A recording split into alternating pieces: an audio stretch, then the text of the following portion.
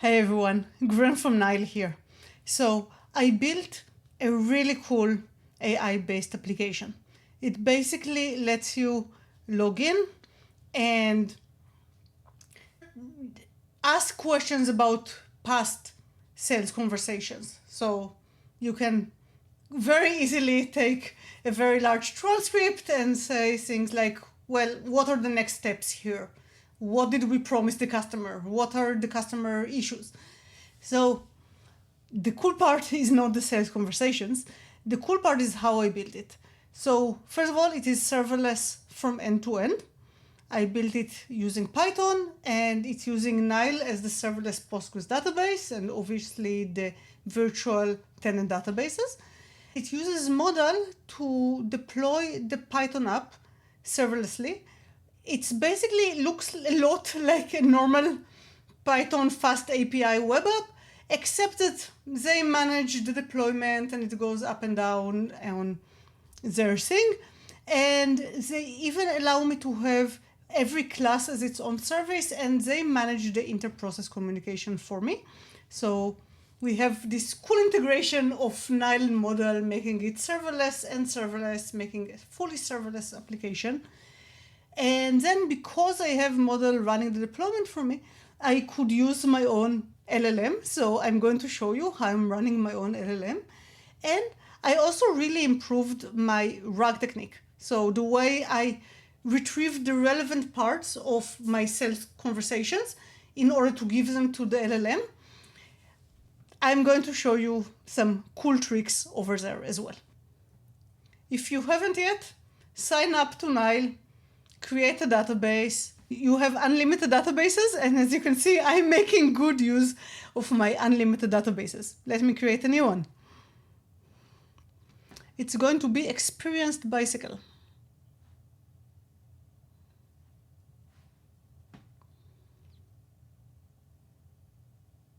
And Experienced Bicycle is ready. And since I'm here, it's a good time to create the table where I'm going to store the conversations and embeddings. Few things to note here. First of all, my table, it is called call chunks because I'm taking each conversation and I'm splitting it for every back and forth in the conversation. So you have one chunk for when the salesperson says something, and then another chunk when the customer replies, and then another chunk, and so on. So this is my logical splitting. And I have a tenant ID, making it a tenant-aware table. This means that the table is actually many tables. Each one of my tenants has a copy of this table in their own virtual tenant database. And therefore, when I go and retrieve, I only retrieve from this specific tenant database, meaning that I don't need additional filters. I have much fewer embeddings to search. It makes everything a lot simpler and faster.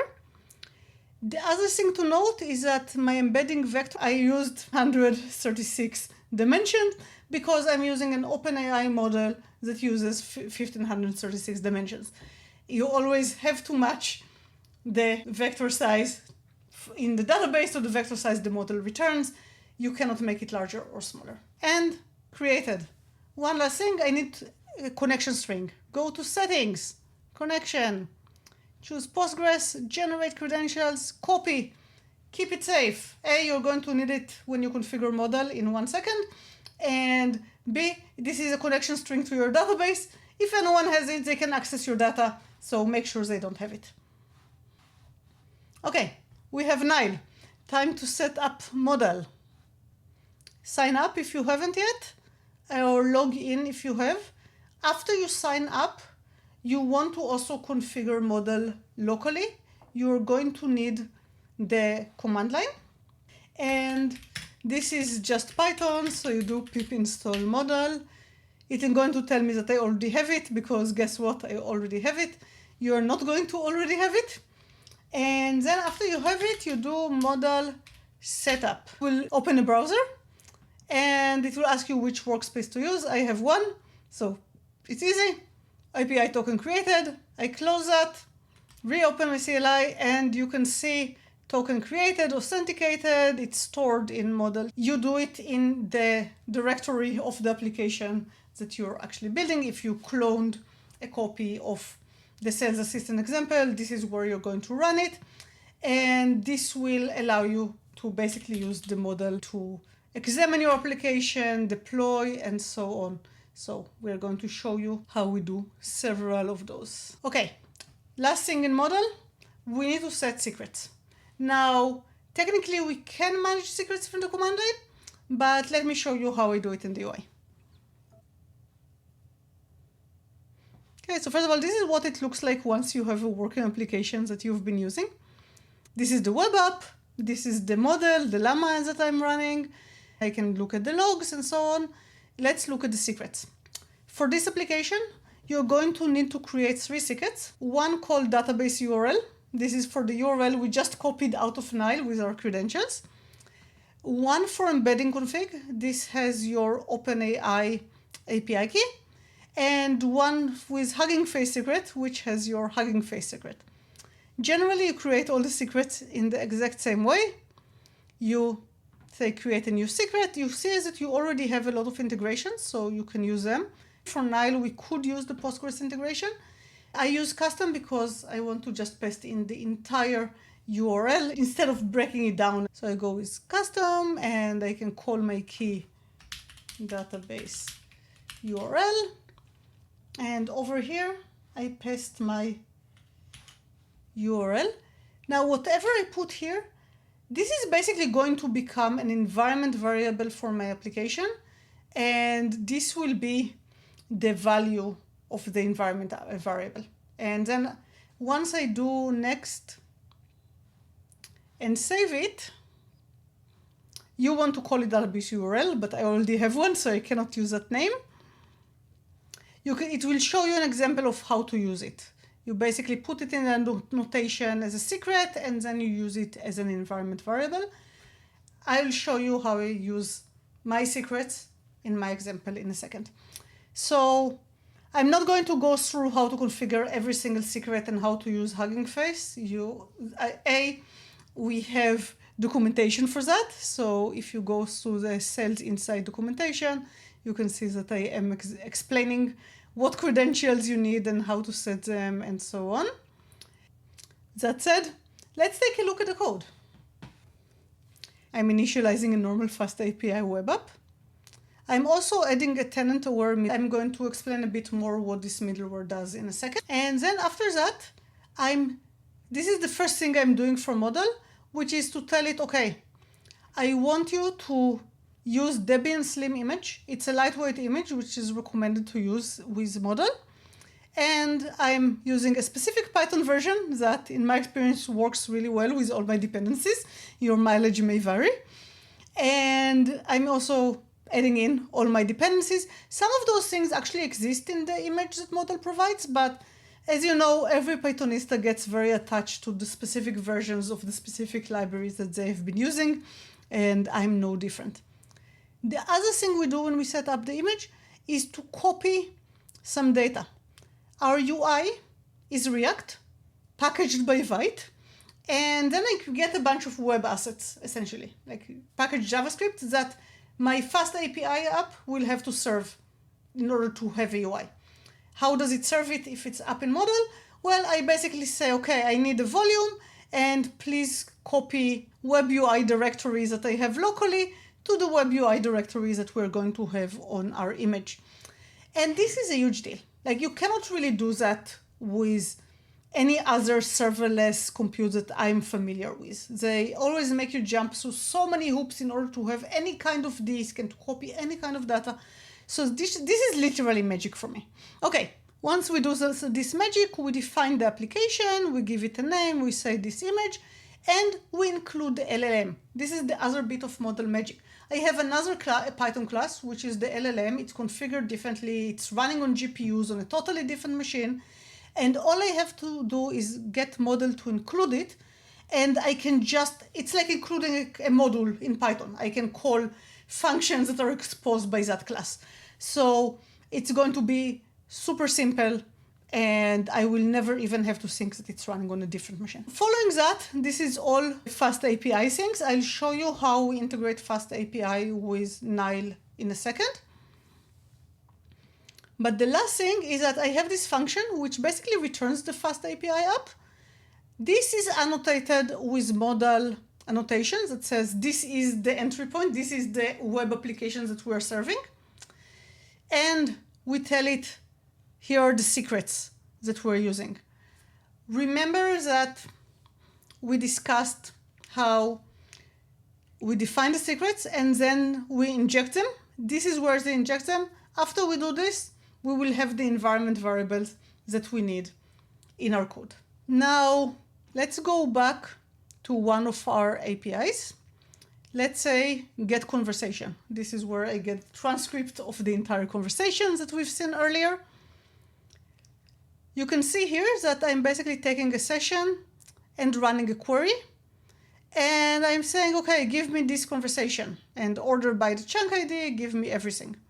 Or if I want to list the conversations, I basically say, okay, give me distinct conversation IDs, all of them. How does all of them work? I have 4 or 5 different tenants in that database. The answer is that no, I don't. I have only one tenant in that database because previously when I got session, I said that I want a tenant session. And I got a connection specifically for that tenant. So all means just data for this tenant. And if you look at other APIs, for example, if I have an API for listing tenants or creating a tenant, I use a global session. Because if listing all the tenants that I have access to, it's not in the specific tenant database, right? It's global. So I also have a global session. How does those global and tenant session work? Let's go to our DB definition. So this is SQL Alchemy and fairly normal SQL Alchemy at that. I use an engine. This will be PsychoPG. And I configure it with the database URL. It's an environment variable. Kinda. Remember, this environment variable was injected from a model secret. I configure it here. If I want a global session, I just return a session with this engine. Not a big deal. If I want a tenant session, I get a current tenant ID. I get a current user ID. I set the tenant ID. If I try to set a non-existing tenant or undefined or anything like that, Nile will throw a database error. So this will throw and break.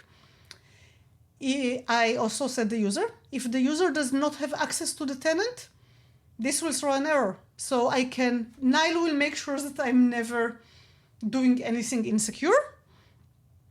And then that's it. I have a session. I get to run all the queries.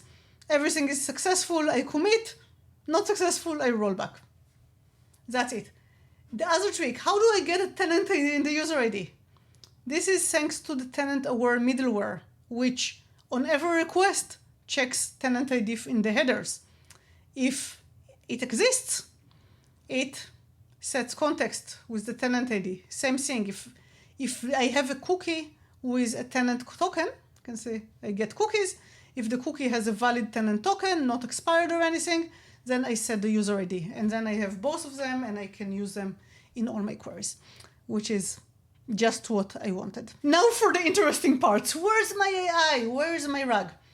Remember that RAG has 3 parts. I take the question from the customer. I embed it, so I generate an embedding. I take this embedding and use it to look for similar chunks in my database. I get the similar chunks, and then I call an LLM and say, promote it and say, here's a question, here's some context, please answer my question. So the 2 interesting bits here is what similar chunks am I getting and how does the LLM work. Similar chunks is a database query. Let's go take a look. And this query, it looks very complex because I'm doing something pretty cool. So the first thing I'm doing is I look for nearest neighbors that are sufficiently near. So you can see that I am selecting from call chunks. It has to be in the right conversation. The embedding has to be under distance under 1 from my question. Anything over 1 is completely unrelated, or even the opposite. I don't want that. And then I order by distance, and I pick the closest. And then this is not enough. That was my first attempt. It is not going to be enough. Why?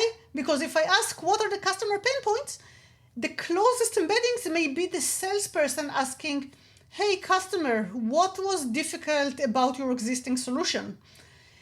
I don't want the question. Even though the question is the nearest and the most similar, I don't want the question. I want the answer. So what I say is, after you found the 3 most similar chunks, please also give me one before and one chunk before, one chunk after. So if the customer responded, I will also get the response. I can also get a follow-up question, or sometimes I only find the customer response. I want the previous questions that led to that response. I get better context that way. And note that getting better context is a very famous GraphRAG technique, but I don't have a graph database. I don't want a graph database, and I never understood the graph query language. I'm actually very comfortable with SQL. So it was much simpler and easier for me with my Postgres to say, hey, give me one chunk before and one chunk after, rather than figure out the graphs. So SQL is all, as you know, Postgres is a relational database. Relations is exactly what we need. We want not just the embedding we found by distance, but things that relate to them. This is what GraphRAG is supposed to give you. You can do it perfectly well with a relational database like Postgres. Most of the GraphRAG use cases do not, in fact, require a graph database. One last thing we have to do, though, is dedupe. Because we're getting not just the nearest vector, but some stuff around it, there is a chance that there is some overlaps and we'll get to duplicates. Llama has a terrible duplication problem. It tends to repeat itself. If you prompt it with context that has repetitions, it is significantly more likely to repeat itself. So we're going to do several other tricks to prevent repetitions, but this is important. Don't tell me, hey, Gwen, distinct is really slow. It is not slow if you're looking at exactly 9 records, right? We have 3 embeddings, one before, one after for each, no more than 9. It is actually very fast to dedupe, so we are deduping it. And then we're returning the result. That's it. With this result, we're making a function call to our model and passing in a prompt, another prompt, and some configurations that you can try to play with. Obviously, the prompt has our chunks and the question. This is the cool bit. We're doing a function call. What are we actually calling? We're calling our model. What is our model?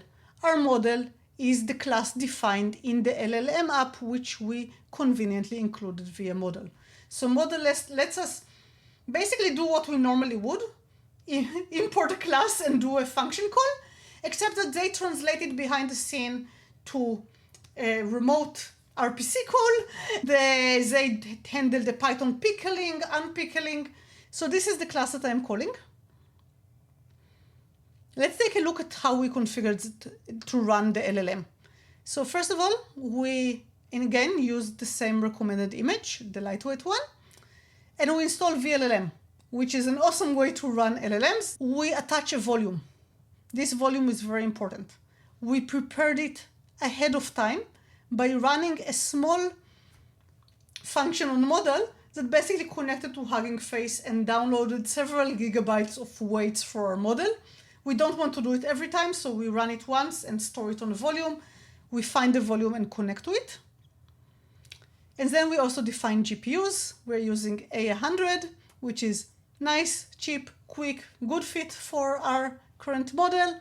In case we were wondering what is our current model anyway, we're running Neural Magic, Llama 3.1, 8 billion parameters, instruct, which I'll talk about in a second, and it's quantized, so floating points take 8-bit instead of 32, which means that it runs significantly faster and cheaper. To go back to our LLM, so we basically say this class runs on the GPUs, it runs with the volume, we're injecting the Hugging Face secret, and we're allowing some concurrency. Few special things about the class. They're all tricks to make things go faster. First of all, it actually loads the model and the weights and everything whenever it starts running. It doesn't need any specific function for that, and it maintains it between function calls. So we have multiple users using it. It will maintain state in memory, which is good because this is fairly large state. The other thing is that we have a small wake-up function. It does nothing except call the class, which means that the entry point is triggered, everything loads. I use it for latency hiding. I call this as part of the UI long before the customer asks the question. The interesting function is obviously generate stream with the user query and the system prompt and all those. It turns out that the model vendors that just let you call an API do a lot of cool stuff behind the API, which I had to learn. So you need basically a tokenizer, and you need a tokenizer in order to call a chat template. So remember that this is an instruct model. Most models that you will use are, which means that it was basically trained to respond to certain types of prompting. And the system prompt and user prompt, they basically have to be injected into a special template that the model was trained to recognize, which is exactly what we're doing here. I'm also telling it to add generation prompt. It means that it's actually going to start by saying that, hey, we are prompting you to do X kind of thing. And the reason is that when you think about language models, sometimes it's easy to forget what they actually are. They are a text completion machine. They get a string and they know high probability words that will complete the string. And if it was trained to respond to certain prompts, and you don't include this prompt in the question, this is the first thing it will actually complete, is the words that it was trained to expect. And then it will start the actual answer. So we're purposefully including the prompt in order to make sure it doesn't try to say it itself, essentially. And if you've never ever run your own Llama, highly recommended experience. You just learn so much about under the hood and what those... It's very easy to imagine LLMs as a magic. It's very instructive to understand how the magic behaves behind the scenes and kind of get perspective on why it's all very rational and not magic at all. It's all engineering. Anyway, once we set up all our parameters, and it takes some tuning, as I said, Llama is repetitive, so I have a frequency penalty and presence penalty. Like, basically, I'm trying to discourage it from repeating itself with some degree of success.